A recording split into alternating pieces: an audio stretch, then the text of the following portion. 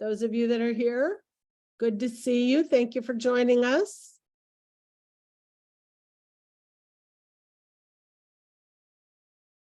As you're joining, my name is Barb Safaris, but as you're joining, I'm going to go ahead a few screens. Can you type in chat your professional, if you're a professional, your role?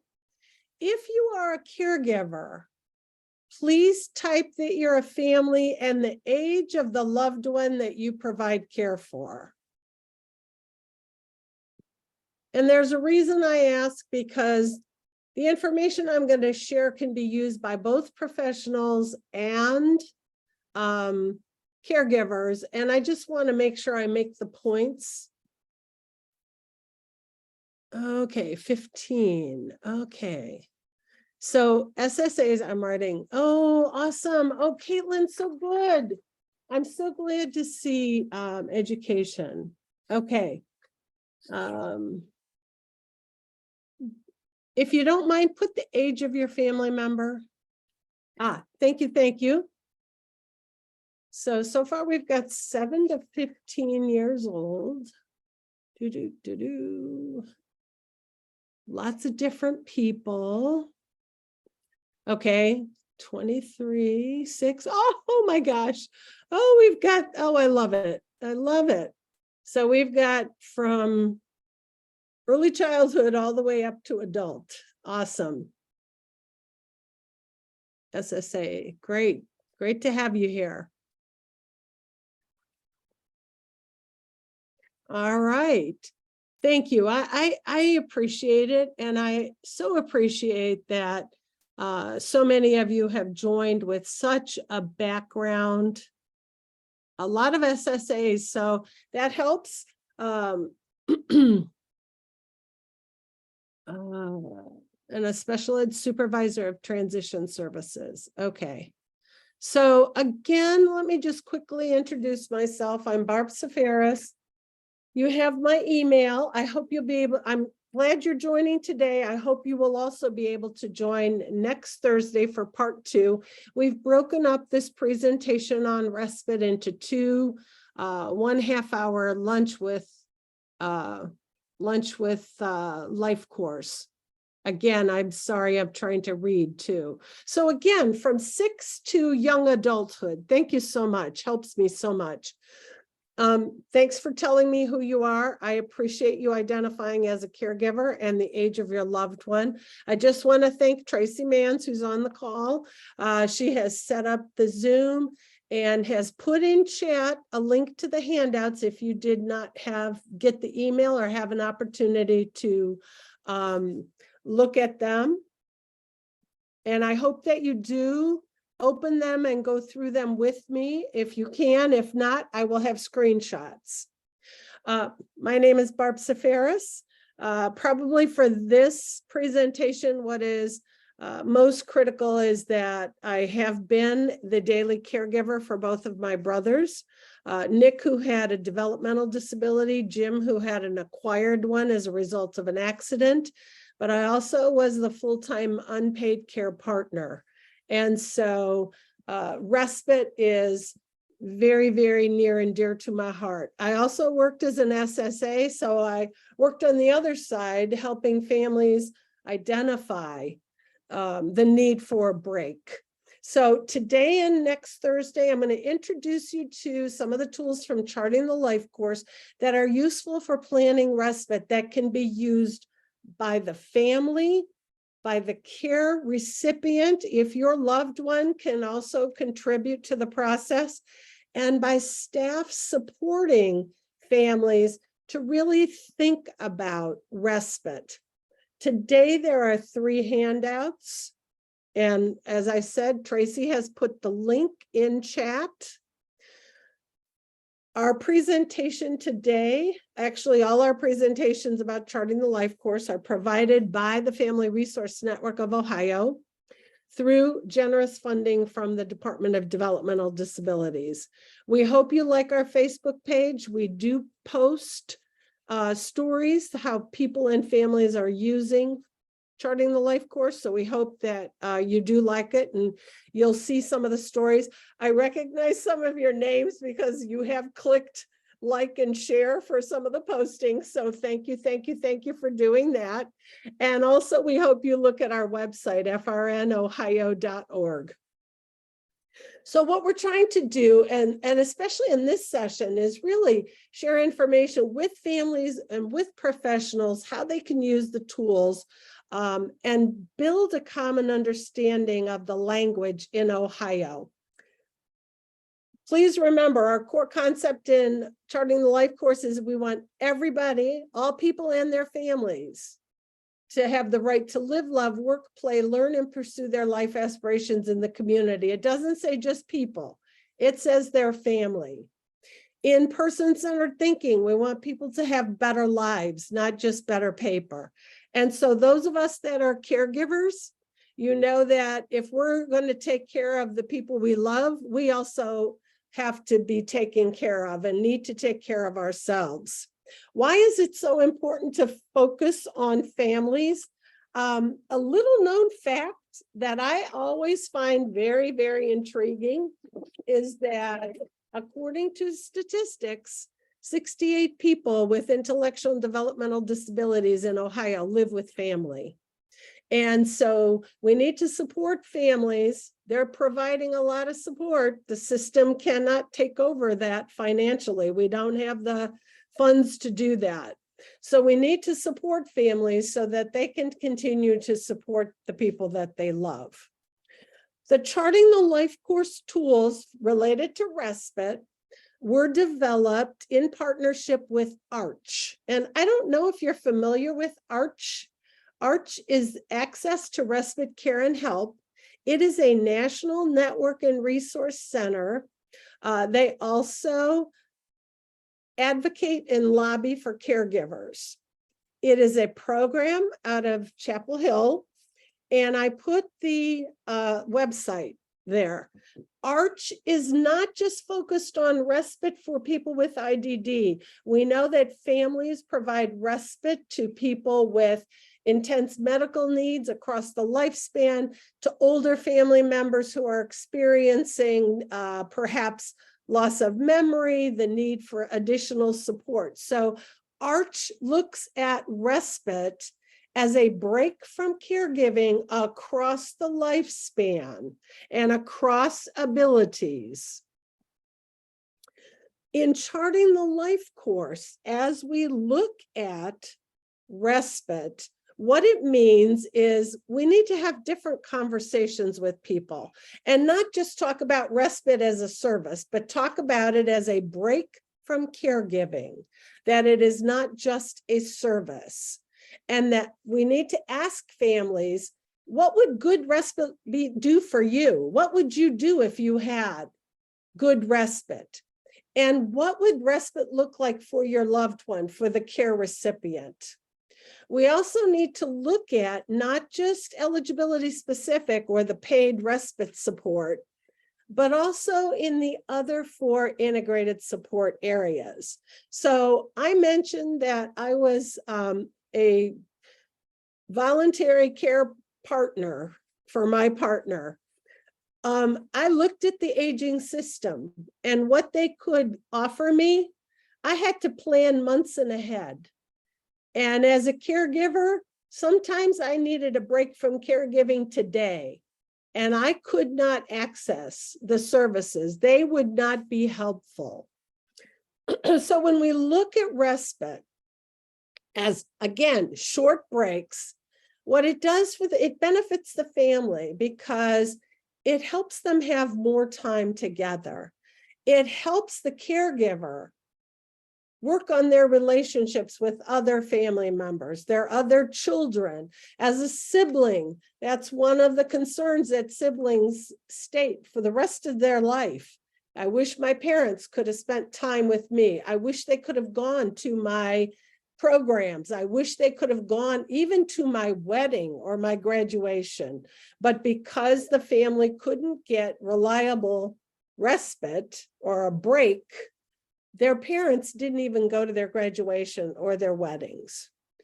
It's also good because it improves relationship. As a caregiver, I know that when I took a break from caregiving, and usually it was just to go to dinner with a girlfriend or sit and have a glass of wine, I came back so much more refreshed and renewed because I had a break from that constant attention and awareness.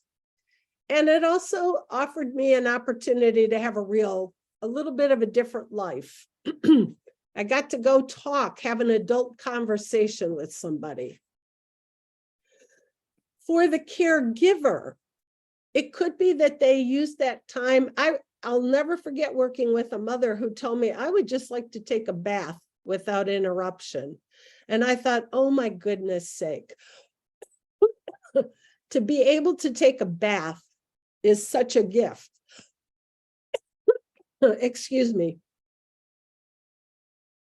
For me, when I was taking care of Nick, he had apnea. He couldn't reposition himself at night. And so if he was at my house, I typically had to sleep on the floor next to him or in the bed next to him, because I had to be alert to if he was having trouble breathing, if he needed to be moved, if he needed to be covered, if he needed to be uncovered. So even being able to sleep, and I'm sure many of you work with families where someone has got to be alert because somebody may be leaving. It also gives people time to spend with other members and freedom to do something for themselves. How many of us value alone time? I just want quiet time. I just want to be able to read a book. It also adds to our overall physical and emotional health. You know the expression, if you don't take care of yourself, you cannot take care of someone else. And it reduces that stress, exhaustion, and anxiety. And like I said, it just gave me a sense of renewal. For the care recipient, I was fortunate enough to find someone who was not hired through the system, but that I privately paid to give me breaks. And my partner liked her. She was nice. She was not intrusive. And he enjoyed those times with her. And if I called to check and see how things were, he'd be saying, we're just having a lovely conversation. It was like, oh, I don't even need to talk to you. And that gave me such peace of mind because it gave him a meaningful experience. It also gave him some freedom from me and my angst over watching and making sure everything was okay. For some children or young adults, if the caregiver cannot provide some of those physical activities or opportunities to go places, perhaps this is what the respite provider can do. And so that's a benefit for the care recipient. Also, if you have a break when you come back, you're renewed, refreshed, and your interactions with the care recipient as a caregiver may also just be more pleasant, more relaxed. So we need to remember that we want a good life for everybody. So we want the person, I've shared this information with people who provide respite to multi-system youth. And so they've used the information to see how can we build that sense of self-determination and integration and inclusion with the person during our respite. And for families, how can we support families to use this break meaningful so that they are truly taking care of themselves? I'll never forget one mother who said, oh my gosh, I finally found a provider. I finally found a provider. And I said, how did it go? And she said, I had no idea what to do with myself. I had never had a break. I had no idea what to do. So hopefully by using these resources, we can support and empower people to look at respite intentionally and meaningfully. So we sent you this Charting the Life Course Respite Portfolio. I am really just going to focus on that first page today, and then I'll focus on the other two tools next week. So this is the portfolio, the first page of the portfolio, and it's really exploring respite. For those of you that are caregivers, you can fill this out, but you can also have your loved one fill it out. And in that light blue section, think about what's going on in your life. So what does caregiving look like? I know with Nick, I had to provide physical care. He had to be dressed, he had to be positioned, he had to be fed, he had to be moved, he had to be changed. It was all hands-on, for lack of a better word. What are the concerns and stressors? So if any of you are caregivers, and you don't need to disclose anything you're uncomfortable with, but what does caregiving look like for you in your life? And then what's the impact on caregiving? Have you not been able to spend time with your other children? Have you not been able to go out with a girlfriend or with the guys? And then what's the impact on the care recipient? Are they getting tired of you? Oh, did I say that?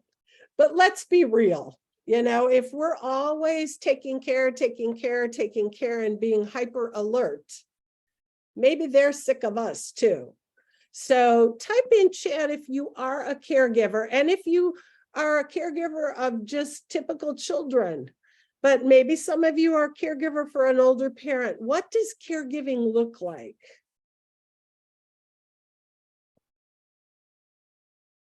As you're typing that, you can also ask your children, you know, what's it like what is our relationship like? What do you like about me helping you? What don't you like, or what do you wish could be different, so that you're getting input from them.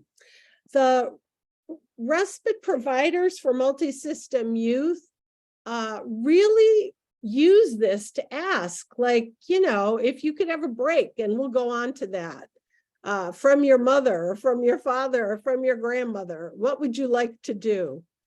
No one's going to share. Okay, I'll share. You know, with my brother, it was totally intense. I'm sorry. Somebody put something in chat, so let me just check. High alert. Oh, for seizures. Yes, yes, yes. Yes, breakfast, lunch, dinner. Constant concern. Yes, ensuring he can do things for himself. I was with a very good friend of mine who is also a parent, and her son was with us, who's in his 30s. And we were at a function where there was music and there was dinner, and she and I walked in together, and her son immediately, who is very, he's not shy, but he likes to stay close to his parents. But all of a sudden, he was going to eat at a different table than us. And she turned to me and she goes, "Oh my God, I can't believe it." And when they started playing live music, somebody got him up on the dance floor. And he was just standing there moving back and forth. And she goes, "I can't tell you how wonderful it is that I don't have to go and get him on the dance floor and get him moving, that I don't have to do this." So the second section, how would taking those short breaks help you? what would be the impact on you as a caregiver? So some of you have shared, hyper alert for seizures. What would it be like? Oh, Michelle, you're exhausted sometimes. You're being too kind. You're probably exhausted a lot. Yes, would love a weekend by yourself. So what would the impact be if you could have a short break? For me, when I was taking care of my partner, when my friend would call and say, how are things going over there? And I'd be like, oh, just had dinner, life is good. And she'd be like, if you can leave, come over and we'll have a glass of wine. Lives 10 minutes from me. And I'd be like, okay. And I would go and I would have a glass of wine. Now, trust me, doesn't mean I didn't get 5 phone calls while I was over there. But just to be somewhere different, just to relax. It just made me feel better when I had to go back. So what would taking short breaks, how would they help you? Better health. Yes. Release from stress. The other thing, Vera, that I did was my respite was going to the gym. And during COVID, it just broke me. It was like, oh my God, I can't go expend this energy. I would have time for a single thought to myself without worrying about my son. Yeah. I think that's so difficult for people to, some people have told me, Barb, I had children, and I'm like, yeah. And did you brush their teeth at 30? Did you have to change them and give them a bath? And people would go, oh. And I said, this is much different. There is no watch them fly. It's no go change into your PJs. And you didn't care if they put the shirt on upside down or the pants backwards or whatever. It was, I got to go now and bathe them and put their PJs on. There is a big difference. I once told coworkers, I'll do your paperwork if you come take care of Nick for 3 days. And I had no volunteers. I don't know why. But also ask your loved one, hey, how would that work for you? And then ask your loved one, what would you like to do if somebody else came? Or if you had somebody able to take you out and do something, what would you want to do? And the respite providers for multi-system youth said this was one of the most powerful questions for them to ask those teenagers, what would you like to do? And they got answers that they didn't expect. Mom doesn't know how to shoot baskets. Okay, can we go shoot hoops? Or I just want to get away. I just want to go do something else. And then as a caregiver, what would you do if you had those short breaks? I told you about the mom who just wanted to take a bath, and that just struck me. But I understood that, because how many of us can go in the bathroom with the door closed? Because we're like constantly on high alert, right? I'll be right back. I have my phone, whatever. And then think about this, what needs to be in place so I'm comfortable leaving them. For me, when I was looking for someone who could not provide the care, because I kind of made sure the care was done for my partner, but just to give him some company and just to even drop in. They didn't have to stay long. But what needed to be in place, I needed someone who wasn't going to be bossy, because that would have been the end of my respite. And she even said, what if he didn't take his meds? I said, don't even deal with it. I'll take care of that. But someone who was not bossy, who was kind, who was non-judgmental, and would just sit with him and just talk. So sometimes she would text me. We just watched a couple innings of the baseball game. And I'd be like, you don't have to stay. And she'd be like, it's fine. He ate dinner, he had his ice cream, we're watching the baseball game. And I'd be like, okay, that's wonderful. So and the other thing, and I'll just say this, is I also was a caregiver for my mother, was having somebody that I trusted come in my house when I wasn't there. And, could I trust them? Or did I have to start hiding everything? Did I have to start hiding where I kept my cash and if I had valuables? So type in chat, what would you do if you had short breaks? Ability to reset, yes. A single thought to myself. Less emotional eating. But what would you do if you had respite? I told you I would go to the gym. I would go and spend some time with my friend. And when I couldn't go to the gym, my friend and I would walk in the parks up by Lake Erie. Take a restful nap. Get a pedicure. I love it. I love it. I love it. I love it. Go to the movies or go to the gym. Oh, visit my granddaughter. Oh, and that's something I appreciate that, Vera. I did not visit family because that would have been too long. I could take short breaks, but going to visit and drive and stay I just couldn't. Therapy shopping. Awesome.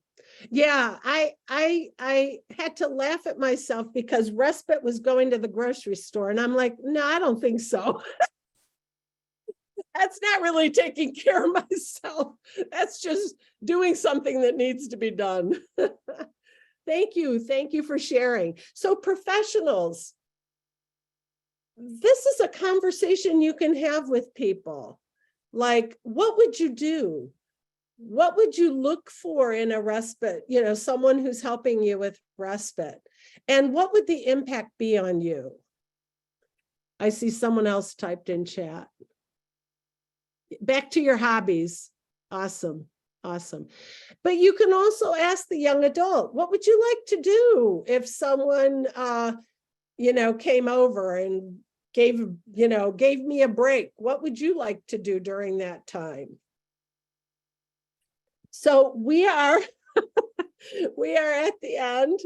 I just want to remind you of some things that are coming up. And do you have any, let me ask you, because I wasn't sure of the timing. There will be a survey when you leave, but let me ask you, do any of you see that you can use this? Do you see a use for that portfolio, the first page? Are any of you thinking, I think I'm going to write this, or I think I'm going to talk to my son or daughter, or I'm working with someone, I think this will help get the conversation going? You can unmute. I'd love to hear.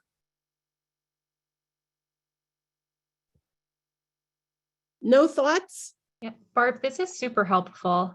I work with a lot of parents and they've expressed that they feel guilty taking time away from their kids. And so this is nice to kind of have that opening that it's not supposed to be guilty. You need to do this for you so that you can take better care of them. So I love this. Thank you. Oh, thank you for sharing that. Absolutely. It took me a long time, and it took my friend of saying, can you get away come by for just an hour or whatever. And it almost had to be forced, because it was, but I got to be here. What if?